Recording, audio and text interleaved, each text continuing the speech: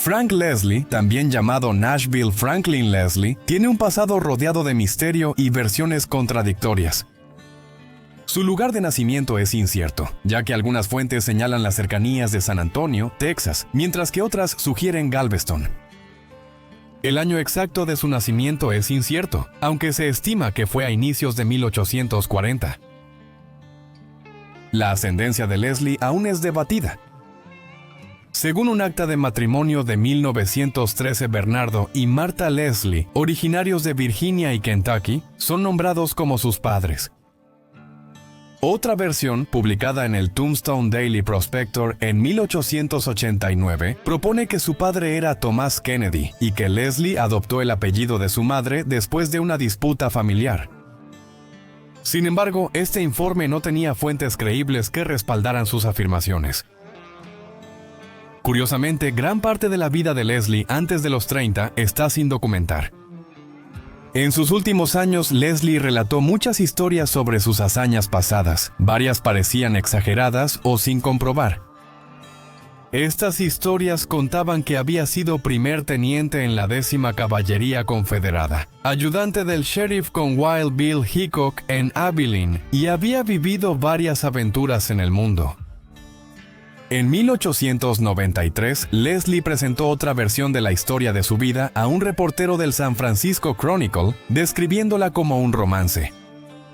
Esta narrativa situaba su nacimiento en Virginia en 1842 y afirmaba que estudió medicina en Heidelberg mientras su hermano asistía a West Point.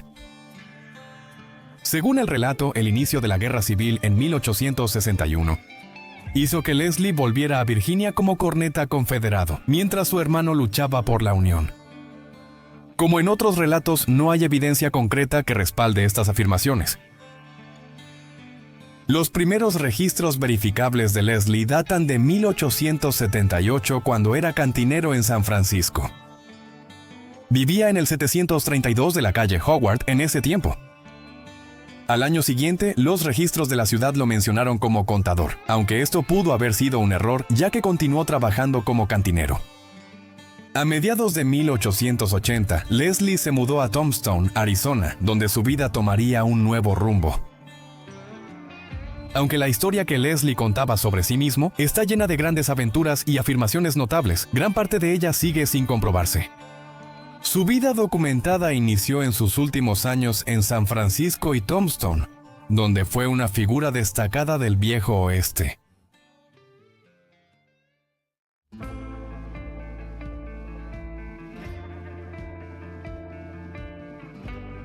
Nashville Frank Leslie llegó a Tombstone, Arizona, en julio de 1880.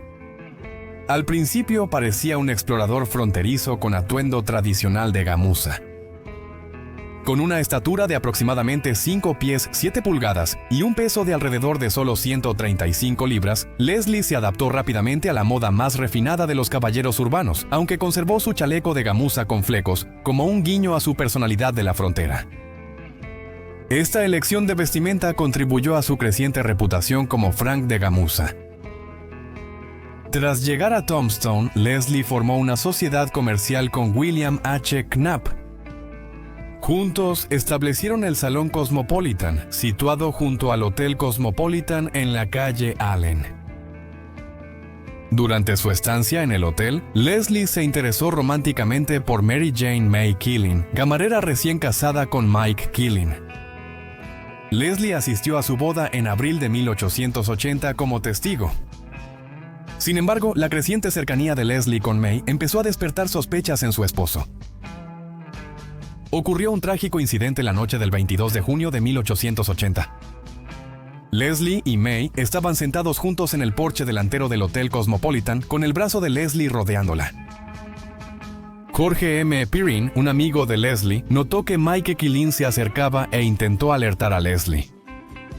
Antes de que Leslie pudiera reaccionar, Keeling disparó 2 veces, rozando la cabeza de Leslie y desorientándolo momentáneamente. Keeling golpeó a Leslie con su revólver. En la lucha que siguió, Keeling recibió una herida de bala mortal. Antes de morir 5 días después, Keeling acusó a Pete Ryan de dispararle el tiro fatal. Tanto Leslie como P. Ryan enfrentaron cargos de asesinato, pero Leslie argumentó con éxito defensa propia y sostuvo la inocencia de Pirene. El tribunal aceptó esta versión y ambos fueron exonerados. Apenas 8 días después de la muerte de Mike Keeling, Mary Keeling y Leslie intercambiaron votos en una ceremonia íntima en el Hotel Cosmopolitan. De manera sorprendente, Louisa Bellick, de 13 años, volvió a desempeñar el papel de dama de honor, habiendo ocupado el mismo puesto en la boda anterior de Mary. El periódico Tombstone Epitaph reportó que la ceremonia se realizó en el salón del hotel ante un grupo selecto de allegados y figuras prominentes de Tombstone. El periódico ofreció sus felicitaciones a Leslie, describiéndolo como un caballero sin miedo ni reproche, y extendió sus mejores deseos para la felicidad futura de la pareja. Box King Frank tuvo 2 encuentros significativos con James Young en Tombstone, Arizona. Leslie mostró moderación y evitó que los conflictos crecieran en ambas ocasiones. El primer incidente ocurrió cuando Young descubrió que Leslie se había metido en su concesión minera. Young, armado con una escopeta, exigió que Leslie abandonara el área de inmediato. Leslie respondió diplomáticamente, diciendo que estaba ahí para proteger la concesión de Young de posibles intrusos. Este enfrentamiento se volvió chisme, mejorando la reputación de Young y afectando la de Leslie. Se reencontraron en una tienda local. Young, de espaldas y desarmado, no se dio cuenta de la presencia de Leslie. Leslie sacó su arma de fuego, parecía listo para usarla, pero la dueña de la tienda intervino gritando y poniéndose entre ellos. Leslie volvió a calmar la situación, explicando casualmente que solo estaba revisando el funcionamiento de su arma. El 26 de mayo de 1882, un incendio devastó Tombstone y destruyó gran parte del pueblo, incluido el Salón Cosmopolitan, propiedad de Leslie y William Knapp. En lugar de reconstruir, Leslie aceptó un puesto como cantinero en otro salón, una de las pocas estructuras que sobrevivieron al incendio. Hacia finales de ese año, Leslie se asoció con Milton E. Joyce, un exaccionista de ese salón local. Compraron tierras cerca de las montañas Swiss Helm en el sureste de Arizona y fundaron el rancho Magnolia. En 1885, Leslie se convirtió en el único propietario cuando Joyce le vendió su parte. Mientras trabajaba en el Last Standing Saloon en noviembre de 1882, Leslie tuvo otro enfrentamiento con el ebrio Billy Claiborne. A pesar del intento de Leslie de sacar pacíficamente a Claiborne del lugar, Claiborne continuó con su comportamiento abusivo y amenazó con tomar represalias. Poco después, Leslie fue advertido de que había una persona armada esperando afuera. Al salir, vio el cañón de un rifle asomando detrás de un puesto de frutas. Leslie trató de razonar con Claiborne, pero él disparó de todos modos y falló. Leslie disparó y lesionó a Claiborne en el pecho. Claiborne se desplomó suplicando piedad y Leslie dejó de disparar. Curiosamente, Leslie iba a viajar a las montañas Dragoon con Jorge W. Parsons ese día, pero el viaje se canceló. Parsons contó el incidente después, destacando la calma de Leslie durante el tiroteo y que su cigarro siguió encendido todo el tiempo. Una investigación del forense concluyó que Leslie había actuado en defensa propia, y el jurado consideró que el tiroteo estaba justificado. En 1885, Box King Frank emprendió un breve periodo como explorador para la Cuarta Caballería, sirviendo durante aproximadamente un mes. Al año siguiente, buscó ser inspector de aduanas y siguió haciendo trabajos ocasionales como explorador. En abril de 1886, Leslie ya tenía una gran reputación, como señaló el San Francisco Chronicle al informar su llegada como inspector de aduanas montado a la ciudad. El periódico resaltó su pasado como jefe de exploradores, su cercanía con el General Crook y su conocimiento de figuras como Jerónimo. El artículo también mencionaba que Leslie visitó recientemente un campamento de prisioneros hostiles en White's Ranch, donde conversó con ellos junto al General Crook y su equipo. En este periodo, la vida personal de Leslie se volvió tumultuosa.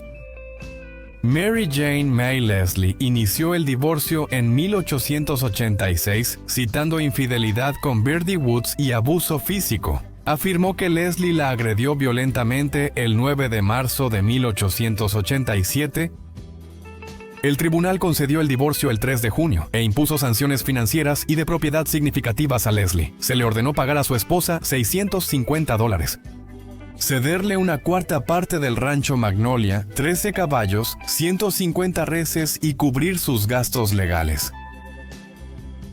Tras divorciarse, Leslie inició una relación con Molly Edwards, quien se mudó a su rancho. Esta relación terminó trágicamente el 10 de julio de 1889. Leslie, ebria, volvió a casa y halló a Molly con un hombre llamado James Neal. Enfurecida, Leslie dijo: «Voy a arreglar esto», y luego le disparó fatalmente a Molly. Disparó 2 veces a Neal, hiriéndolo en el pecho y brazo, pero logró escapar. Neal, gravemente herido, fue trasladado a Tombstone para recibir atención médica. Allí lo atendió el Dr. Georgie Goodfellow, cirujano reconocido por su experiencia en heridas de bala. Leslie fue detenido el mismo día y encarcelado.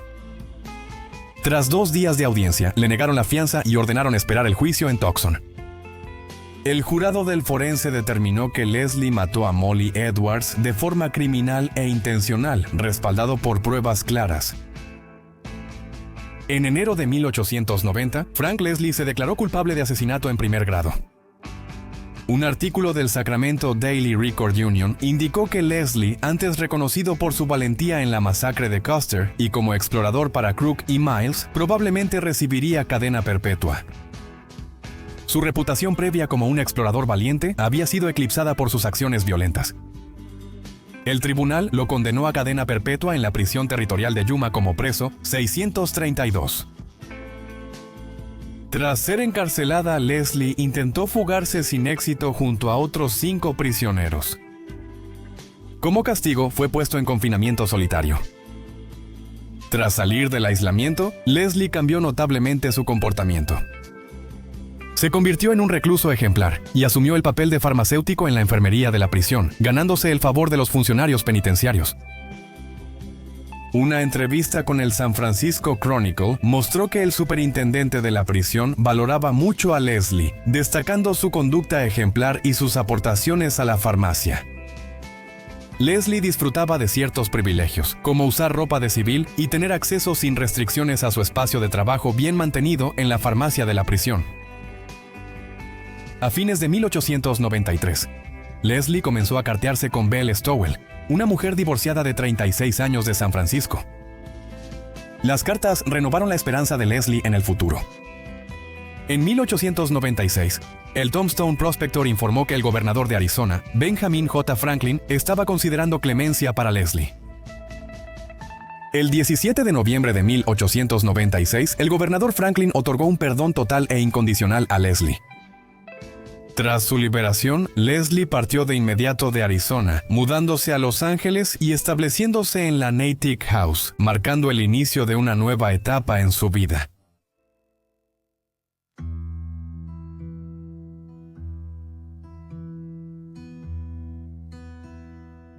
A fines de 1896, Buckskin Frank viajó a Stockton, California, donde su prometida Belle Stowell consiguió una licencia de matrimonio.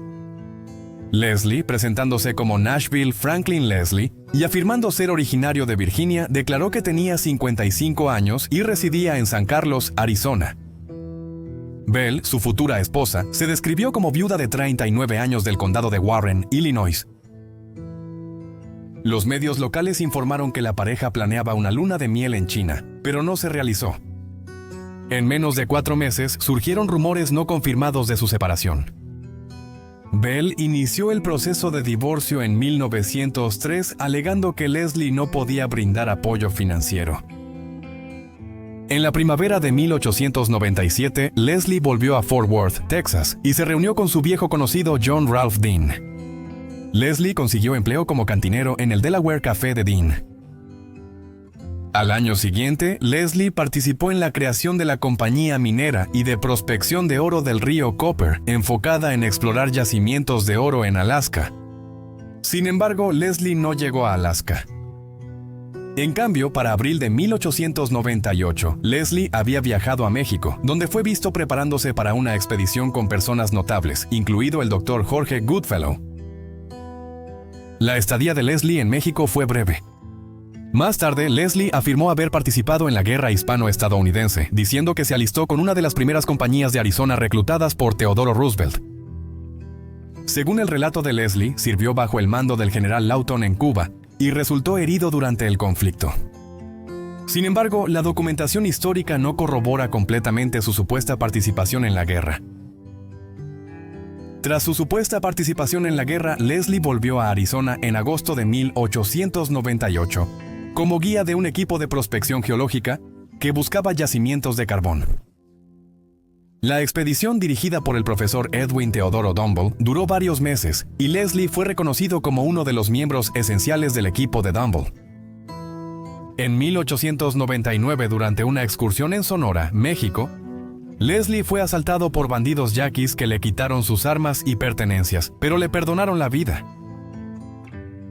Después de una breve estancia en San Francisco, Leslie se sintió atraído de nuevo hacia México, donde comenzó a trabajar para la compañía minera Mulatos alrededor de 1900. Continuó en empresas mineras y escribió artículos sobre operaciones para un periódico de Nogales en 1902. Sin embargo, su tiempo en San Francisco estuvo marcado por problemas legales. En noviembre de 1900, Leslie y 3 socios intentaron estafar al empresario minero de Nevada, J.K.P. Reynolds. Aunque Reynolds evitó la pérdida financiera, Leslie y sus cómplices fueron detenidos por cargos de vagancia. En diciembre de 1902, Leslie y sus cómplices engañaron a George Quinto Oes para que cobrara un cheque fraudulento de $675 en un incidente grave. Voss denunció rápido la estafa, lo que llevó al arresto de Leslie. Ese mismo mes, Leslie sufrió una herida de bala accidental cuando su pistola se cayó y se disparó, hiriéndolo en la pierna y la cabeza. Fue atendido en un hospital de San Francisco. En 1913, Leslie intentó establecer una granja en la isla Orcas de Washington. Sin embargo, su reclamo fue revocado al año siguiente porque no residió ni trabajó la tierra. Por esa época, Leslie se casó con el Nora Noracast en Napa, California. A los 74 años, aún se decía minero y seguía buscando proyectos, incluso una posible expedición a México. El último registro de Leslie es en Sausalito, California, en 1920, a los 77 años. A partir de ese momento, no existe más documentación sobre su vida, y las circunstancias de su muerte siguen siendo desconocidas. A pesar de su pasado colorido y su notoriedad como figura del viejo oeste, los últimos años de Buckskin Frank Leslie se desvanecieron en la oscuridad, dejando un legado misterioso que sigue fascinando a los historiadores hasta el día de hoy.